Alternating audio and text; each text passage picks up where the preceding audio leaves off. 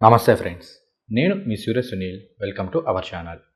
2025 March 29 నుండి శని భగవానుడు మీనరాశిలో సంచారం చేయబోతూ ఉన్నారు.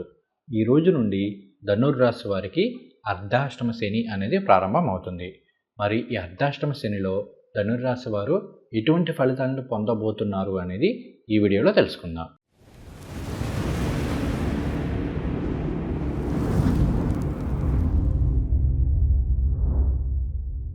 ధనుర్రాశి వారికి శని భగవానుడు ఏమవుతారు? ఆయన మకర కుంభరాశులకు అధిపతి, అంటే 2, 3 స్థానాలకు అధిపతి. 2 అంటే ధనస్థానం, కుటుంబ స్థానం, వాక్కు స్థానం, మనం తీసుకునే ఆహారం ఇవన్నీ వస్తాయి. 3 అంటే విక్రమ స్థానం, అంటే కమ్యూనికేషను, మన తోబుట్టువులు, మన దగ్గర ప్రాంతాలు ఇవన్నీ వస్తాయి. సో ఈ 2, 3 స్థానాలకు అధిపతి అయిన శని భగవానుడు 4వ స్థానంలో మీనరాశిలో జలతత్వ రాశిలో లోహమూర్తిగా సంచారం చేస్తూ ఉన్నారు. సహజంగా ఏ రాశి వారికైనా సరే 4వ స్థానంలో శని భగవానుడి యొక్క సంచారం జరుగుతూ ఉంటే దానిని అర్ధాష్టమ శని అంటారు. సో 29 మార్చి 2025 నుండి ధనుర్రాశి వారికి అర్ధాష్టమ శని అనేది జరగబోతుంది. అయితే ధనుర్రాశి వాళ్ళు ఎవరూ కూడా ఈ అర్ధాష్టమ శని గురించి పెద్దగా భయపడవలసిన అవసరం లేదు. ఎందుకు ఈ మాట అంటున్నాను అంటే, శని భగవానుడు ఇక్కడ 4వ స్థానంలో సంచారం చేసినప్పటికీ, లోహమూర్తిగా సంచారం చేస్తున్నప్పటికీ కూడా మనకి మే 15 నుండి రాహు తృతీయంలో సంచారం చేస్తూ ఉండడం, విక్రమ స్థానంలో ఉపచయ స్థానంలో అద్భుతంగా యోగిస్తాడు కాబట్టి రాహు బలం పెరుగుతుంది కాబట్టి ఖచ్చితంగా మంచి జరుగుతుంది. అలానే 7వ స్థానంలో ధనుర్రాశిలో గురువు గారి యొక్క సంచారం కూడా కొంతవరకు అనుకూలంగానే ఉంటుంది. ఎందుకంటే ఆయన డైరెక్ట్గా 7వ దృష్టితోటి మరలా ధనుర్రాశిని వీక్షిస్తుంటారు కాబట్టి అక్కడ కూడా ధనుర్రాశి వారికి అనుకూలంగానే ఉంటుంది. సో ఎటు చూసుకున్నా కూడా నెక్స్ట్ రాబోయే ఒక 1.5 years 2 years పాటు కూడా ధనుర్రాశి వారికి అర్ధాష్టమ శని ప్రభావం అనేది పెద్దగా ఉండదు. అయినప్పటికీ ఎంతో కొంత ఉంటుంది కాబట్టి అసలు ఈ అర్ధాష్టమ శనిలో ఎటువంటి ఫలితాలు ఉంటాయనేవి ఇప్పుడు తెలుసుకుందాం. ఇక్కడ ఒక ఇంపార్టెంట్ పాయింట్ చెప్పి కంటిన్యూ చేద్దాము. మీకు ఈ అర్ధాష్టమ శని ప్రభావం ఎంత ఉంటుంది అనేది మీ జాతకంలో మీకు జరుగుతున్న దశ అంతర్దశల మీదే ముఖ్యంగా ఆధారపడి ఉంటుంది. మీకు కనుక మంచి యోగకారకమైన దశలు జరుగుతూ ఉంటే ఈ అర్ధాష్టమ శనిలో సొంతంగా ఇల్లు కొనుక్కోవడమో, సొంతంగా వాహనం కొనుగోలు చేయడమనో, కొత్తగా వ్యాపారాలు స్టార్ట్ చేయడమనో ఇలాంటివి చేసే అవకాశాలు కూడా ఉన్నాయి.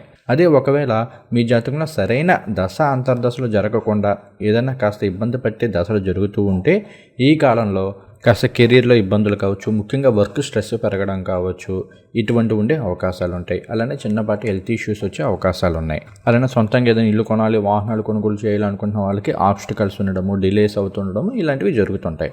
అయితే మరి మీకు జరిగే దశ అంతర్దశలు యోగదాయకమైనవో కాదో మీరు ఎలా తెలుసుకోవచ్చు, ఎలా తెలుస్తాయి అంటే, ఒకటి సింపుల్గా మీ దగ్గరలో ఉన్న జ్యోతిష్యులను సంప్రదించవచ్చు. లేదా పర్వదినాల్లోనూ ఒక్కోసారి శనివారాలు మన ఛానల్లో రాత్రి 7 గంటల నుండి జాతక విశ్లేషణ లైవ్లు పెడుతుంటాము. ఈ లైవ్లో మీరు పార్టిసిపేట్ చేసినట్లయితే, మీ డేట్ ఆఫ్ బర్త్, టైము ఇవి మెన్షన్ చేసినట్లయితే మీకు జరిగే దశ అంతర్దశల గురించి నేను లైవ్లోనే ఎక్స్ప్లెయిన్ చేస్తాను. లేదా ఇంకొక విధానంలో ఏంటి అంటే, ప్రస్తుతం మన ఛానల్లో ఉగాది వరకు కూడా PDF ఆఫర్ ఒకటి రన్ అవుతూ ఉంది. ఉగాది వరకు కూడా ఈ ఆఫర్ అనేది ఉంటుంది. ఈ ఆఫర్లో ఏంటి అంటే 250 రూపాయలకి మీకు 5 సంవత్సరాల పాటు వర్ష ఫలాలు ఇవన్నీ వస్తాయి. సో వాటిలో కూడా మీకు జరిగే దశ అంతర్దశల గురించి వివరణ అనేది ఉంటుంది. ఇలా ఇన్ని విధాలుగా మీకు జరిగే దశ అంతర్దశల గురించి అవి యోగదాయకమైనవా కాదా అనేది తెలుసుకునే అవకాశాలు అయితే ఉన్నాయి. ఇక ఇప్పుడు మనం ధనుర్రాశి వారికి అర్ధాష్టమ శని ప్రభావం గురించి తెలుసుకుందాం. శని భగవానుడు 4వ స్థానంలో సంచారం చేస్తూ ఉంటే అది అర్ధాష్టమ శని అవుతుంది అని చెప్పుకున్నాం కదా. 4 అంటే మాతృస్థానం, అంటే తల్లి గురించి, అత్తగారి గురించి కూడా తెలియజేస్తుంది. తర్వాత విద్యాస్థానం, గృహస్థానం, వాహన స్థానం, సౌఖ్య స్థానం, అంటే మన కంఫర్ట్స్ని వీటన్నింటినీ కూడా 4వ స్థానం తెలియజేస్తుంది. ఈ స్థానంలో శని భగవానుడు సంచారం చేస్తూ ఉంటే ఈ విషయాలన్నింటి మీద కూడా ఆయన ప్రభావం అనేది ఉంటుంది. మరి ఏంటి ఆ ప్రభావం అంటే, శని భగవానుడి యొక్క కారకత్వాలు ఏంటి? ఆయన ఆయుష్కి కారకులు. అసలు మనం బ్రతుకుండాలి అంటే శని భగవానుడి యొక్క కృప ఉండాలి. ఆయన కృప లేదు అంటే మనం జీవించి ఉండం. ఆయన కృప ఉంటేనే మనం శవం, లేదంటే శవం. సో ఆయుష్క కారకులు. అలానే క్రమశిక్షణకి, బాధ్యతలకి కూడా ఆయన కారకత్వం వహిస్తారు. తర్వాత హార్డ్ వర్క్కి, అలానే వృద్ధాప్యం అంటే ముసలితనము, వీటికి, అంగవైకల్యానికి, ఆలస్యం అంటే ప్రతిదీ కూడా డిలే అవుతూ ఉండడము, అలానే ఆబ్స్టికల్స్, అలానే రెస్ట్రిక్షన్స్, వీటన్నిటికీ కూడా శని భగవానుడు కారకత్వం వహిస్తుంటారు.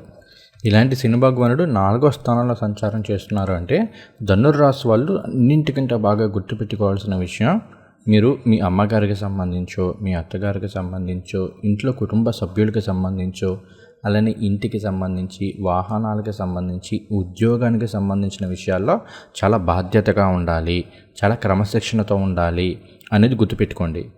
ఎందుకంటే అలా క్రమశిక్షణతో బాధ్యత ఉన్నప్పుడు మాత్రమే ఈ విషయాలన్నింటిలోనూ అనుకూలంగా ఉంటుంది. ఈ సంవత్సరంలో సొంతంగా ఇల్లు కొనుక్కోవచ్చు, సొంతంగా ఒక వాహనం కొనుగోలు చేసుకోవచ్చు. ఈ రియల్ ఎస్టేట్ మార్కెటింగ్ చేసే వాళ్ళకైతే చాలా అద్భుతంగా యోగిస్తుంది. అలానే కొత్తగా ఏదైనా కంపెనీలు పెట్టుకోవచ్చు, చిన్నపాటి పరిశ్రమలు స్టార్ట్ చేసే అవకాశాలు ఉన్నాయి. ఎంతో యోగదాయకమైన ఫలితాలు ఉంటాయి. అదే ఒకవేళ మీరు కనుక బాధ్యతగా లేరు అంటే చూడండి, కొంతమంది ఇంట్లో మదర్ని ఎప్పుడు ఏదో ఒకటి అంటూ ఉంటారు. అంటే ఆమె ఎంత చేసినా, ఎంత కష్టపడి చేసినా కూడా ఫుడ్ బాగాలేదనేస్తుంటారు, లేదంటే నువ్వు నన్ను పట్టించుకోవట్లేదు అంటారు, ఇష్టం వచ్చినట్టు మాట్లాడుతూ ఉంటారు, సరైన రెస్పెక్ట్ ఎవరు. ఇలా ఉంటే మాత్రం ఈ అర్ధాష్టమ శని కాలంలో ఇబ్బందులు పడతారు. అది ఫ్యామిలీ పరంగా ఇబ్బందులు పడవచ్చు, ఏదో ఒక విధంగా ఇబ్బందులు పడే అవకాశాలు ఉంటాయి. అలానే అత్తగారికి సంబంధించి కూడా ఇంట్లో కొంతమంది కోడళ్ళు ఉంటారు. అందరినీ అనట్లేదు, కొంతమందిని అంటున్నాను.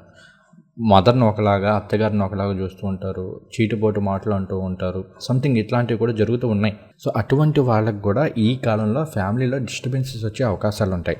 కాబట్టి మీ మదర్ అయినా, మీ మదర్ ఇన్ లా అయినా ఎవరైనా సరే రెస్పెక్ట్ఫుల్గా మాట్లాడడము, రెస్పెక్ట్గా ఉండడము, బాధ్యతగా ఉండడము వాళ్ళకి సంబంధించిన విషయాల్లో చూసుకోండి. కొంతమంది ఎలా ఉంటారంటే వాళ్ళ మదర్ హెల్త్ని సరిగ్గా పట్టించుకోరు, ఆమె తిందా లేదా అనేది పట్టించుకోరు, ఇట్లాంటివి ఉంటూ ఉంటాయి.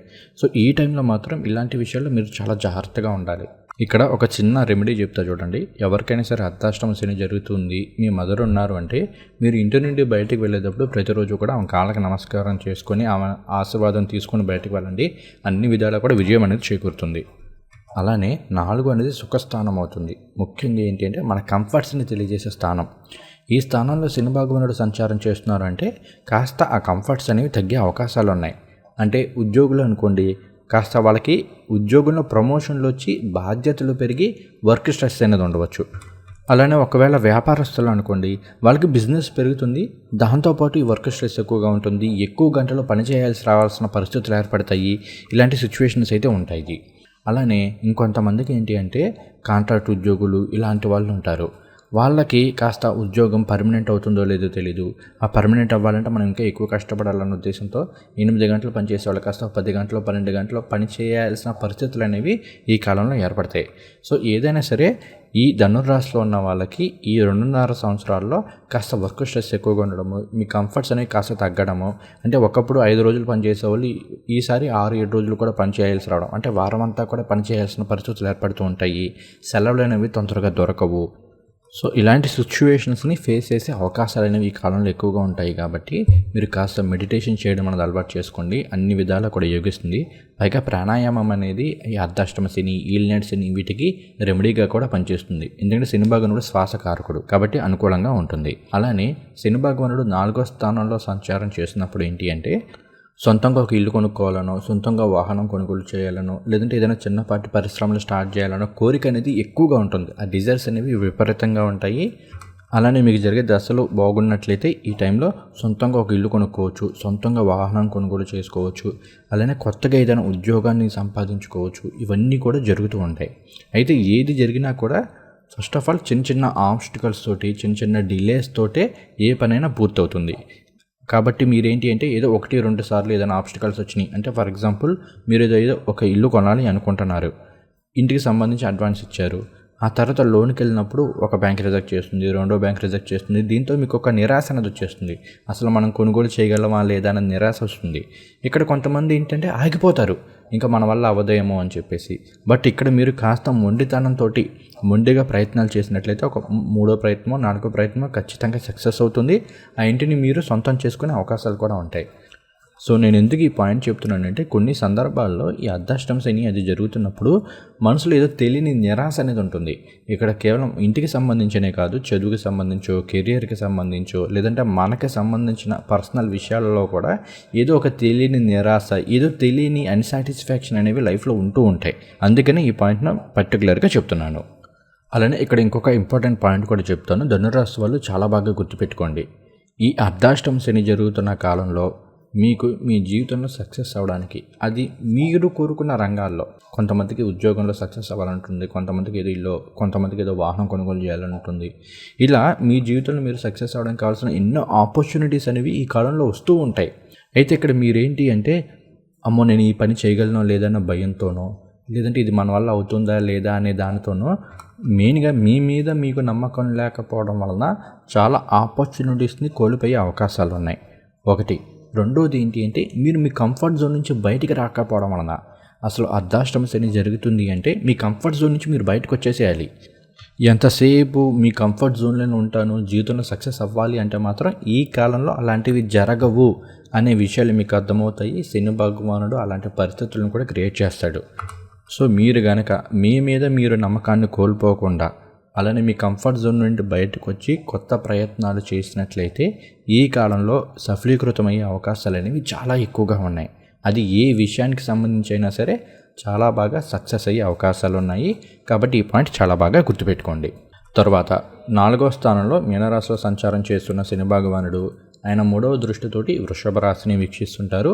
అది మన ధనుర్రాశి వారికి 6వ స్థానం అవుతుంది. 6 అంటే శత్రు రుణ రోగ స్థానము, మన డైలీ యాక్టివిటీస్ని తెలియజేసే స్థానం. ఈ స్థానాన్ని శని భగవానుడు వీక్షిస్తున్నారు అంటే ఫస్ట్ ఆఫ్ ఆల్ మనల్ని ఎవరైతే ఇబ్బందులు పెడుతున్నారో, మనల్ని ఎవరైతే మోసం చేయాలని చూస్తున్నారో, ఎవరైతే మనకి మిత్రులుగా నటిస్తూ శత్రుత్వం చూపిస్తున్నారో ఇటువంటి వాళ్ళందరినీ కూడా శని భగవానుడు ఈ టైంలో మన నుండి దూరం చేస్తారు. ఈవెన్ వాళ్ళు దూరం అవ్వడం మనకు కావాల్సింది. మనకి నిజమైన మిత్రులు కావాలి, కానీ మన మిత్రులుగా నటిస్తూ మనకి వెన్నుపోటు పొడిచేవాళ్ళు మనకెందుకు? సో మన శత్రువుల మీద జయం అనేది చేకూరుతుంది. లేదా కొన్ని సందర్భాల్లో అటువంటి వాళ్ళు ఎవరు అనే విషయం అనేది మనకి అవగతం అవుతుంది. సో ఇటు చూసుకున్నా కూడా ఆ విషయంలో మనకు పాజిటివ్గానే ఉంటుంది. తర్వాత రుణ రోగ స్థానము అంటే ఇక్కడ గతంలో చేసిన రుణాలని స్లోగా తీర్చుకోగలుగుతారు. అలానే మీరు ఎప్పుడో ఎవరికో ఏదో డబ్బులు ఇచ్చుంటే అవి ఈ కాలంలో తిరిగి వచ్చే అవకాశాలు ఉన్నాయి. దీనితో పాటుగా ఏంటి అంటే ఇంట్లో శుభ కార్యక్రమాలకు సంబంధించి కొత్తగా రుణాలు చేసే అవకాశాలు కూడా ఉన్నాయి. అంటే ఏదో కొత్తగా ఒక ఇల్లు కొంటున్నారు, మనం పూర్తిగా మన దగ్గర ఉన్న డబ్బులతో కొనాం కదా, కాస్త బ్యాంక్ లోన్ తీసుకుని ఇల్లు అనేది కొంటుంటాం. సో లోన్ అనేది రుణమే కదా. అలానే ఏదైనా వాహనం కొనుగోలు చేయాలనుకుంటున్నారు, మరలా లోన్ పెట్టుకుంటాము. లేదంటే ఇంట్లో మన పిల్లలకి ఏదో పెళ్ళి ఇలాంటివి అవుతున్నాయి, దానికి సంబంధించి కూడా డబ్బులు ఖర్చు అవుతూ ఉంటాయి కదా. సో ఇలా ఇంట్లో శుభ కార్యక్రమాలకు సంబంధించి కాస్త రుణాలు చేసే అవకాశాలు కూడా ఈ కాలంలో ఉన్నాయి. అలానే ఆరోగ్యపరమైన విషయాల్లో చాలా వరకు అనుకూలంగానే ఉన్నప్పటికీ మీరు తినే ఫుడ్కి సంబంధించిన విషయాల్లో కాస్త జాగ్రత్తగా ఉండండి. కొన్ని సందర్భాల్లో బయట ఫుడ్ తినడము, అది మీకు పడకపోవడము, తద్వారా గ్యాస్ట్రిక్ సమస్యలు లాంటివి వచ్చే అవకాశాలు ఉన్నాయి. లేదా కొన్ని సందర్భాల్లో ఫుడ్ పాయిజన్ అయ్యే అవకాశాలు ఉన్నాయి. కాబట్టి మీరు తినే ఆహారానికి సంబంధించిన విషయాల్లో మాత్రం ఈ 2.5 సంవత్సరాల పాటు కాస్త జాగ్రత్త వహించండి. అలానే సమయానికి తగిన విధంగా ఫుడ్ తీసుకోవడం అనేది అలవాటు చేసుకోండి. అన్ని విధాలా కూడా అనుకూలిస్తుంది. అలానే ఈ అర్ధాష్టమ శనిలో నేను కొంతమందిలో ఒక విషయాన్ని అబ్జర్వ్ చేశాను. అందరికీ అని కాదు, కొంతమందికి మాత్రం ఏంటి అంటే వాళ్ళు ఎప్పటి నుంచో ఏదో హెల్త్ ఇష్యూస్తో బాధపడుతూ ఉంటారు. దానికి ఎన్నిసార్లు ట్రీట్మెంట్ తీసుకున్నా సరైన ట్రీట్మెంట్ దొరకకపోవడము, మరలా హెల్త్ ఇష్యూ అనేది రిపీట్ అవ్వడం ఇలాంటివి జరుగుతూ ఉంటాయి. అయితే వాళ్ళకి ఎప్పుడైతే అర్ధాష్టమ శని స్టార్ట్ అయిందో ఇంట్రెస్టింగ్గా వాళ్ళకి హెల్త్ ఇష్యూస్ అనేవి తగ్గిపోతాయి. అప్పటి వరకు ఎంతమంది డాక్టర్ల దగ్గరికి వెళ్ళినా తగ్గంది, ఎవరో ఏదో చెప్తారు, ఎవరినో డాక్టర్ని కన్సల్ట్ అవుతారు, వెంటనే వితిన్ షార్ట్ టైంలో ఆ హెల్త్ ఇష్యూ అనేది తగ్గిపోతుంది. ఇలా నేను చాలామంది చార్ట్స్లో అబ్జర్వ్ చేశాను. మీకు కూడా ఇలా జరిగే అవకాశాలు ఉన్నాయి కాబట్టి ఈ విషయాన్ని వివరిస్తున్నాను. తదుపరి 6 అనేది మన డైలీ యాక్టివిటీస్ను కూడా తెలియజేస్తుందని చెప్పాను కదా. కాబట్టి ఏంటి అంటే ఇక్కడ మీరు మీ ఉద్యోగ రీత్యానో వ్యాపార రీత్యానో మీరు ఉంటున్న ప్రదేశం నుండి కాస్త దూర ప్రాంతాలకి వెళ్ళే అవకాశాలు ఉన్నాయి. అంటే ఉద్యోగస్తులు అయితే కనుక కాస్త దూర ప్రాంతాలకి బదిలీలు అయ్యే అవకాశాలు ఉన్నాయి. కొన్ని సందర్భాల్లో ప్రమోషన్లతో కూడిన బదిలీలు ఉండేందుకు ఆస్కారం ఉంది. అలానే వ్యాపారస్తులు అయితే కనుక పర్వాలేదు, అనుకూలంగానే ఉంటుంది. ముఖ్యంగా ఇంపోర్ట్స్ అండ్ ఎక్స్పోర్ట్స్ బిజినెస్ చేసే వాళ్ళకి ఈ కాలం అనేది చాలా బాగా కలిసి వస్తుంది. అలానే డ్రైవర్లకు కూడా చాలా బాగుంది, అన్ని విధాలా కూడా యోగిస్తుంది. తర్వాత శని భగవానుడు ఆయన 7వ దృష్టితోటి 10వ స్థానాన్ని వీక్షిస్తూ ఉంటారు. 10 అంటే కర్మస్థానము, ఉద్యోగము, వ్యాపారము, పాపులారిటీ, ఫేమ్ వీటన్నిటినీ తెలియజేసే స్థానం. ఈ స్థానాన్ని శని భగవానుడు వీక్షిస్తున్నారు అంటే ఒకటి, నిరుద్యోగులకి మంచి ఉద్యోగ అవకాశాలు వచ్చే అవకాశాలు ఉన్నాయి. ఉద్యోగం వస్తుంది, కానీ ఉద్యోగం వచ్చిన తర్వాత ఏంటంటే ఉద్యోగ బాధ్యతలు అనేవి ఎక్కువ అవ్వడం, దానివల్ల కాస్త స్ట్రెస్ ఉండడం ఇలాంటివి ఉంటాయి. ఎంప్లాయీస్కి కావచ్చు, ఎవరికైనా సరే వర్క్ స్ట్రెస్ అయితే ఉండే అవకాశాలు ఉన్నాయి. తర్వాత ఉద్యోగులకి కాస్త దూర ప్రాంతాలకు బదిలీలు అవటం ఇలాంటివి జరుగుతూ ఉంటాయి. కొన్ని సందర్భాల్లో మీరు ఉద్యోగానికి సంబంధించిన విషయాల్లో చిన్న చిన్న ఆబ్స్టికల్స్ వస్తుంటాయి. ఈ విషయాన్ని గుర్తుపెట్టుకోండి. ముఖ్యంగా మీ మాట తీరు వల్ల ఏమైనా చిన్నపాటి ఇబ్బందులు ఎదురయ్యే అవకాశాలు ఉన్నాయి కాబట్టి మీ మాట తీరు విషయంలో కాస్త జాగ్రత్తగా ఉండండి. అలానే రాజకీయ నాయకులకి చాలా వరకు అనుకూలంగా ఉంది. 7వ స్థానంలో గురు సంచారం, 3వ స్థానంలో రాహువు, 4వ స్థానంలో శని సంచారం వలన ఏంటి అంటే జనాకర్షణ అనేది పెరుగుతుంది. ఖచ్చితంగా మీకు పార్టీలో ఏదైనా నామినేటెడ్ పోస్టులు ఇలాంటివి వచ్చేందుకు ఆస్కారం అయితే ఉంది. అలానే ఈ రాశిలో ఉన్న కళాకారులకు చాలా బాగుంటుంది. మంచిగా పాపులారిటీ రావడము, లేదంటే విదేశాలకు వెళ్ళాలి అనుకుంటున్నారు, అటువంటి వాళ్ళందరికీ కూడా ఈ కాలం అనేది చాలా బాగా కలిసి వస్తుంది. ముఖ్యంగా విదేశానము ఇలాంటివి ఉంటాయి. ఉద్యోగులు, ఐటీ ఉద్యోగులు ఎప్పటి నుంచో ఆన్సైట్ ఆపర్చునిటీస్ కోసం ఎదురు చూస్తున్న వాళ్ళకి ఈ కాలం అనేది చాలా చక్కటి అనుకూలమైన ఫలితాలను ఇస్తుంది. అలానే తర్వాత శని భగవానుడు 10వ దృష్టితోటి ధనుర్రాశిని వీక్షిస్తుంటారు. అది మనకి జన్మరాశి అవుతుంది. శని భగవానుడు 1వ స్థానాన్ని వీక్షిస్తున్నారు అంటే కాస్త ఏదో తెలియని బద్ధకం అనేది మనలో వస్తూ ఉంటుంది. ఏ పని చేయాలన్నా కాస్త బద్ధకంగా ఉండడము, ప్రతి పనిని మనం డిలే చేస్తూ ఉండడము, పోస్ట్ పోన్ చేస్తుండడము ఇలాంటివి జరుగుతుంటాయి. బట్ ఈ టైంలో మాత్రం మీరు ఇలాంటి పనులు చేయకండి. మీకు ఎంత బద్ధకంగా అనిపించినా కూడా ఎప్పుడు పని అప్పుడే చేయడానికి ప్రయత్నం చేయండి. అప్పుడే మీకు సక్సెస్ అనేది లభిస్తుంది. ఎందుకంటే డిలే చేశారు, ఈ రోజు పని రేపటికి పోస్ట్ పోన్ చేశారంటే అది ఆల్మోస్ట్ 10-15 రోజులకు పోస్ట్ పోన్ అయిపోతూ ఉంటుంది. కాబట్టి ఈ విషయాన్ని కాస్త మైండ్లో పెట్టుకోండి. అలానే 1వ స్థానాన్ని శని భగవానుడు వీక్షిస్తున్నప్పుడు కొన్ని సందర్భాల్లో ఏమవుతుంది అంటే ఏదో తెలియని ఆందోళన, ఏదో తెలియని టెన్షను, ఏంటిది లైఫ్ ఎలా వెళ్తుంది, మొన్నటి వరకు బాగానే ఉంది, ఇప్పుడేంటి మనకు అనుకూలంగా ఏది జరగట్లేదు, మనకేమైనా బ్యాడ్ టైం నడుస్తుందా, ఏంట్రా బాబు ఇలా అయిపోతుంది అన్న ఫీలింగ్ అనేది ఉంటూ ఉంటుంది. దీనికి ఏం లేదు, ప్రతి శనివారాలు శని భగవానుడికి తైలాభిషేకాలు చేసుకోవడము, లేదంటే ప్రతి సోమవారం కూడా పరమేశ్వరుడికి అభిషేకాలు చేసుకుంటూ ఉండండి. ప్రతిరోజు కాయల భైరవాష్టకమో, హనుమాన్ చాలీసానో ఇలాంటివి చదువుకోండి, లేదంటే గణపతి స్తోత్రాలు చదువుకోండి. ఈ ఫీలింగ్ నుంచి మీరు తొందరగా బయటపడతారు. ఇక మనం ఓవరాల్గా చూసుకుంటే ఫస్ట్ ఆఫ్ ఆల్ విద్యార్థులు మీరు విద్యలో కాస్త ఫోకస్ చేయాలి. ఎందుకంటే 4 అనేది విద్యాస్థానం అవుతుంది. ఇక్కడ శని భగవానుడు సంచారం చేస్తున్నారు, లోహమూర్తిగా సంచారం చేస్తున్నారు. కాబట్టి విద్యార్థులు కాస్త శ్రమ పడాలి. కాస్త ఫోకస్ చేసినట్లయితే మంచిగా పరీక్షల్లో ఉత్తీర్ణులయ్యే అవకాశాలు ఉన్నాయి. విదేశాలకు వెళ్ళి చదువుకోవాలి అనుకున్న వాళ్ళకి ఈ కాలం అనేది చాలా బాగా యోగిస్తుంది.